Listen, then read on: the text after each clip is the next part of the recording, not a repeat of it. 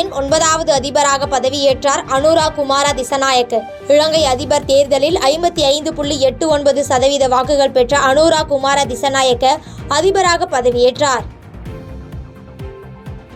வெளிநாட்டு பயணம் மேற்கொண்ட முதலமைச்சர் குறைவான முதலீட்டையே ஈர்த்ததாக இபிஎஸ் விமர்சனம். உடனடியாக வெள்ளை அறிக்கையை வெளியிடவும் வலியுறுத்தல். சேலம் மற்றும் தஞ்சாவூரில் அமைந்துள்ள டைட்டில் பூங்காக்கள் இன்று திறப்பு. காணொலி காட்சி மூலம் முதலமைச்சர் மு.க. ஸ்டாலின் திறந்து வைக்கிறார். தங்கம் விலை சவரனுக்கு 160 ரூபாய் அதிகரிப்பு. சென்னையில் 1 கிராம் 6,980 ரூபாய்க்கும் சவரன் 55,840 ரூபாய்க்கும் விற்பனையாகிறது.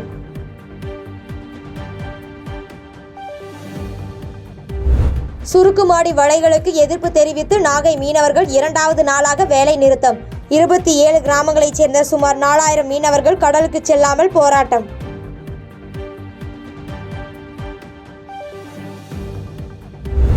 லட்டு விவகாரத்தில் தோஷ நிவர்த்திக்காக 4 மணி நேர யாகம் தொடங்கியது. திருப்பதி கோயிலில் 3 யாக குண்டங்கள் அமைத்து வேத விற்பனர்கள் பூஜை. மது ஒழிப்பு மாநாடு முதல்வரும் திருமாவளவனும் திட்டமிட்டு செயல்படுத்துகின்ற ஒரு நாடகம். மத்திய இணை அமைச்சர் எல் முருகன் குற்றச்சாட்டு. ஏன்னா இந்த மது ஒழிப்பு மாநாடு ஒரு பெரிய டிராமாண்ணா. இது ஒரு பெரிய ஒரு திட்டமிட்டு முதலமைச்சர் அவர்களும் திருமாவளவன் அவர்களும் இணைந்து திட்டமிட்டு செயல்படுத்தி கொண்டிருக்கின்ற ஒரு நாடகம்.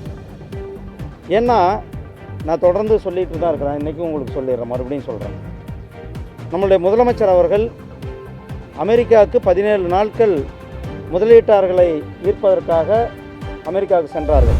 திருவண்ணாமலையில் கார்த்திகை தீப திருவிழாவுக்கான ஆயத்த பணிகள் தொடக்கம். ராஜகோபுரம் முன் பந்தக்கால் நட்டு வழிபாடு. கல்பாக்கம் அடுத்த வாயலூர் கிழக்கு கடற்கரை சாலையில் 2 கார்கள் நேருக்கு நேர் மோதி விபத்து. ஒருவர் உயிரிழப்பு, 2 பேர் படுகாயமடைந்து மருத்துவமனையில் அனுமதி.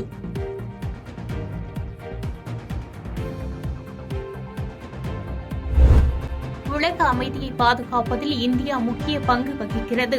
நியூயார்க் நகரில் இந்தியர்கள் மத்தியில் உரையாற்றிய பிரதமர் மோடி பெருமிதம். புரட்டாசி மாத கிருத்திகையொட்டி திருத்தணி முருகன் கோயிலில் குவிந்த பக்தர்கள். வழக்கத்திற்கு மாறாக இரவு 10:30 மணி வரை சுவாமி தரிசனம் செய்ய அனுமதி. அமெரிக்காவில் பாலஸ்தீன அதிபர் மஹ்மூத் அப்பாஸை சந்தித்து பேசிய பிரதமர் மோடி. காசாவில் நடைபெறும் நிகழ்வுகள் ஆழ்ந்த கவலையை தருவதாக பேச்சு. இந்தியாவில் 6G தொழில்நுட்பத்திற்கான பணி தீவிரமாக நடைபெற்று வருகிறது. நியூயார்க்கில் இந்திய வம்சாவளியினரிடையே பிரதமர் மோடி பேச்சு. தொடக்க கல்வி ஆசிரியர் சங்கங்களுடன் பள்ளி கல்வித்துறை அமைச்சர் அன்பில் மகேஷ் இன்று பேச்சுவார்த்தை. 31 அம்ச கோரிக்கைகளை வலியுறுத்தி முற்றுகை போராட்டம் அறிவித்த நிலையில் பேச்சுவார்த்தைக்கு ஏற்பாடு. எல்லை தாண்டி சென்றதாக 5 இந்திய மீனவர்களை கைது செய்தது இலங்கை கடற்படை. காற்றின் வேகத்தால் இலங்கை கடற்பகுதிக்கு சென்ற ஆந்திர மீனவர்களை கைது செய்து விசாரணை. கிண்டி ரேஸ் கிளப் நிர்வாகத்திடமிருந்து மீட்கப்பட்ட இடத்தில் அமைகிறது பூங்கா மற்றும் பசுமை வெளி.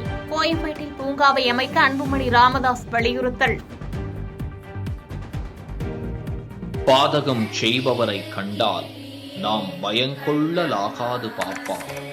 மோதி மிதித்து விடு பாப்பா, அவர் முகத்தில் உமிழ்ந்து விடு பாப்பா. அண்மை செய்திகளை உடனுக்குடன் தெரிந்து கொள்ள இணைந்திருங்கள் இயம்நாடு தொலைக்காட்சியுடன்.